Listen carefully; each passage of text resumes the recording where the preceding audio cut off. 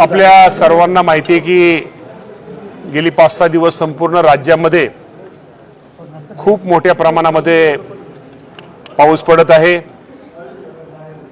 शेतकऱ्यांचं खूप मोठ्या प्रमाणामध्ये नुकसान झालेलं आहे। संपूर्ण राज्याचा जर आपण विचार करायचा झाला तर राज्यामध्ये साधारणतः प्राथमिक अंदाजानुसार 20,12,000 एकराचे शेती पिकाचं नुकसान झालेलं आहे।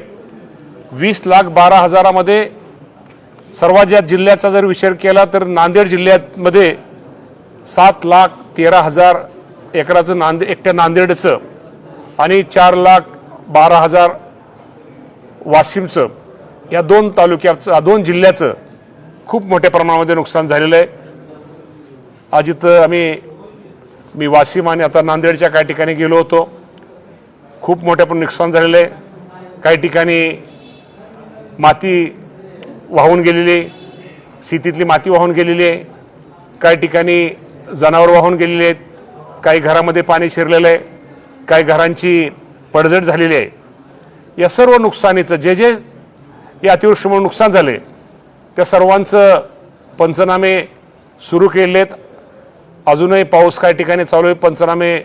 अजूनही पंचनाम्याचं काम चालू आहे आणि लवकरात लवकर हे पंचनामे करून ज्यांचं नुकसान झालंय ते शासनाला अहवाल प्राप्त होताच या सर्व शेतकरी आणि ज्याचं नुकसान या अतिवृष्टी झालं त्या सर्वांना नुकसान भरपाई शासनाच्या वतीने देण्यात येईल। सर, सरसकट ओला दुष्काळ करताय या बाबतीमध्ये आपल्या सगळ्यांना माहिती आहे या बाबतीमध्ये काय निकष असतील किंवा असतील या बाबतीमध्ये ते पाहून या राज्याचे मुख्यमंत्री देवेंद्र फडणवीस साहेब, एकनाथ शिंदे साहेब, अजितदादा पवार साहेब या बाबतीमध्ये योग्य तो निर्णय घेतील।